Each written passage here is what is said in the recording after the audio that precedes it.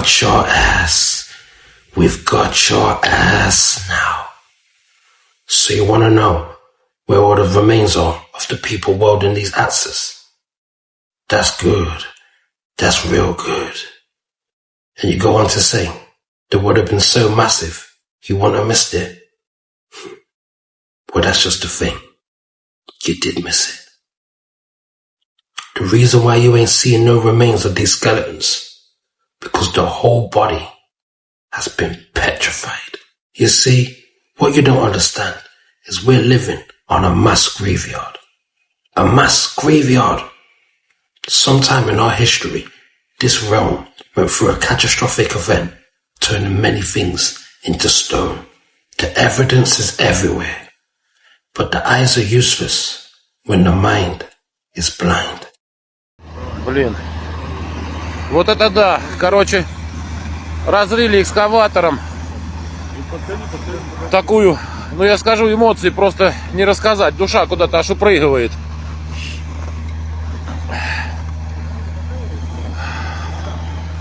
Не знаю, конечно, не описать. Это просто не рассказать, почему так.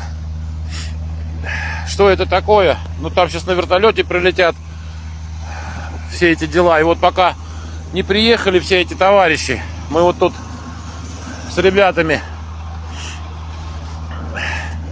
вырвались. Ребята, это вообще трындец. Какие эмоции. Андрей, эмоции, Денис, сними меня. Давай.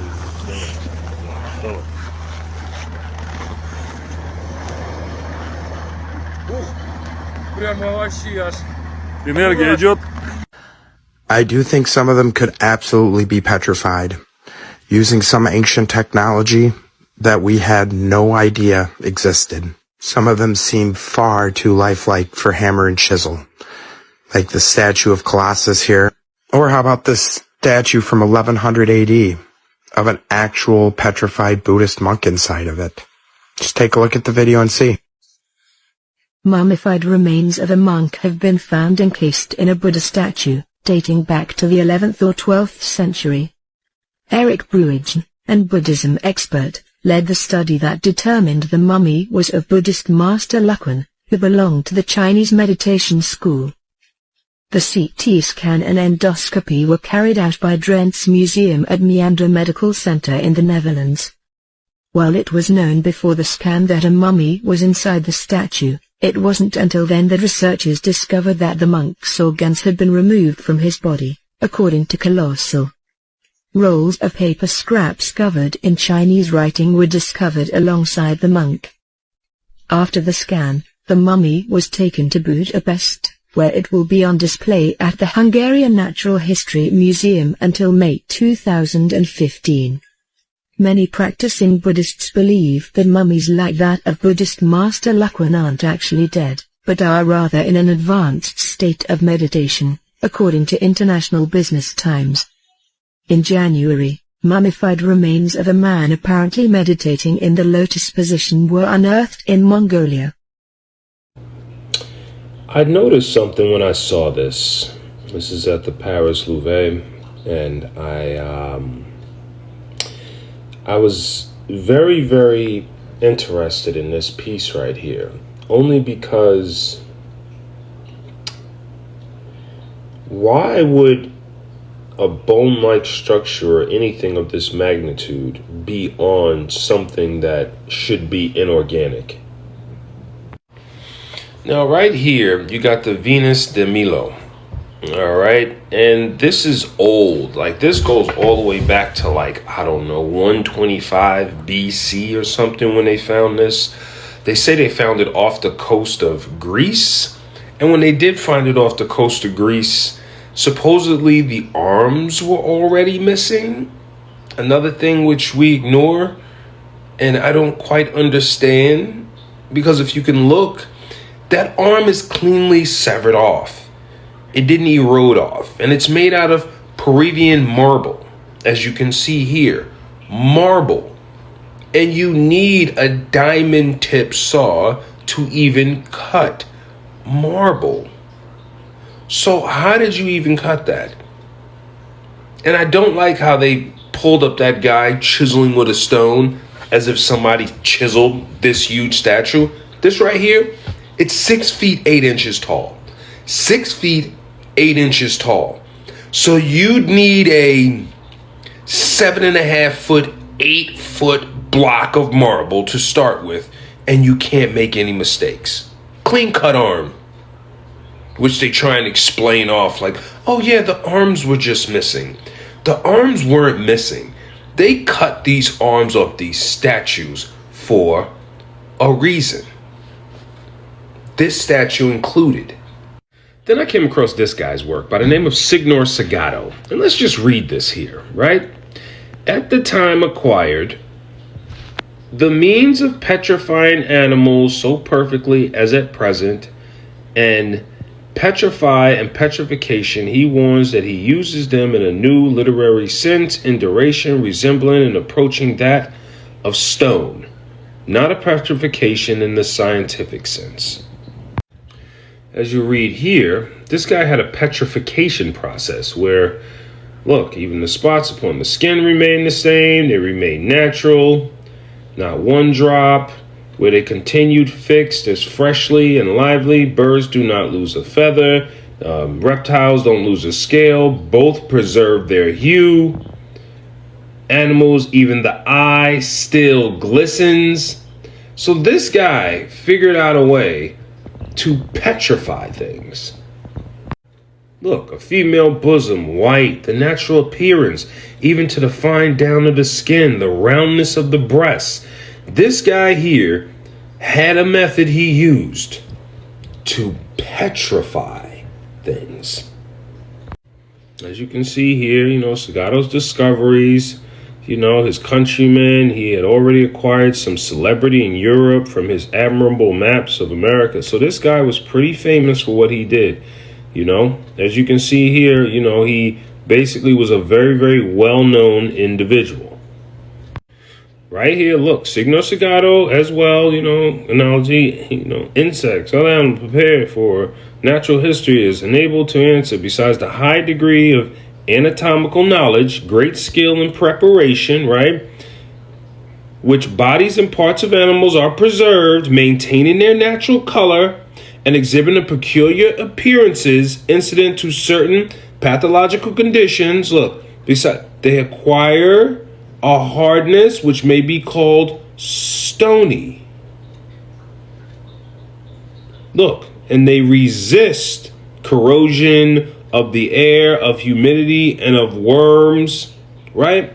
This guy was petrifying cadavers or bodies, and once he petrified them, they remained that way. They didn't decay any further, air didn't affect them, and water didn't affect them. He was petrifying them. These are the breasts. Look at that. Resulted in petrification. Somehow he successfully replaced the organic tissue with mineral while preserving the original color, shape, texture, even the cellular structure of the original material. Look at those titties. You wouldn't think that was a petrified cadaver. You would think that was stone, marble, wouldn't you?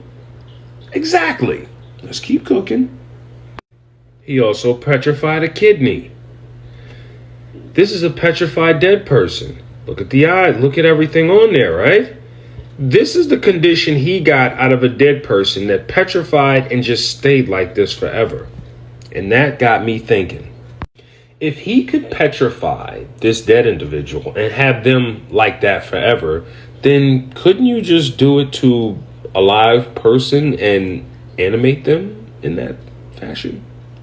Petrification, the process by which organic matter exposed to minerals over a long period is turned into a stony substance. He didn't need a long period. He was doing this instantly. And that brings me to these statues. Let's just take a look here. You got 1504. You got 1624. You got 1753. You got 1850. All right, let me tell you what you don't have. You don't have a diamond tip saw. To cut marble, you need a wet saw with a diamond tip blade for straight cuts or an angle grinder for curves or smaller cuts. Ensure always keep the blade wet to reduce dust and heat. Prepare the marble by measuring, marking, securely clamping it before. All of these things, right? This equipment you do not have. So you have to ask yourself, without that equipment, how are you making these out of marble? You're looking at marble here. This isn't plaster. This is marble. Marble. And I don't care if you got the best diamond tip tool of all. This is just out of this world. How are you getting this done here? The only way this could possibly work is if these are actual people that are really petrified. Look, if not marvelous as it may seem, he had discovered a chemical process by which he could actually petrify in a very short time.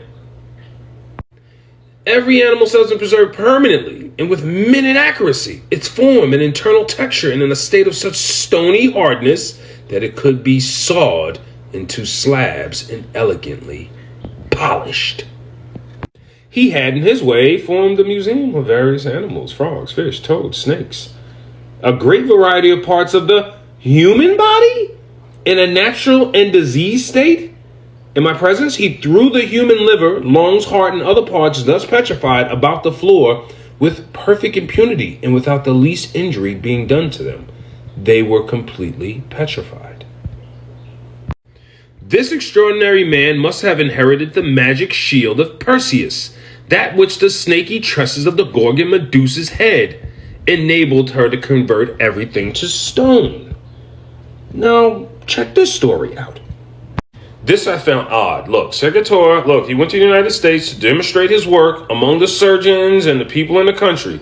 Segato was reluctant. Mott wrote that Segato's demands were too exorbitant to be complied with, right? Dejected, returned to the United States. Look, 3 weeks later, he received a letter informing him that Segato had suffered a sudden and violent inflammation of the lungs and had died shortly after he had left France. Segato had taken to the grave. The secret of his technique, and despite numerous studies and attempts to imitate his methods, remained mysterious.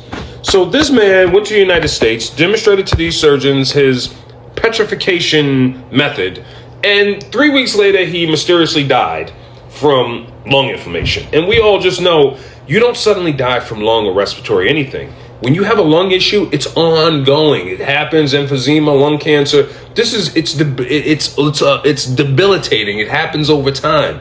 He just suddenly died after he left the United States and showed them this petrification. I'm calling bullshit. I'm seeing missing arms missing off of all these statues, and they're cleanly cut off. 1875, still cut off. Right there, still cut off.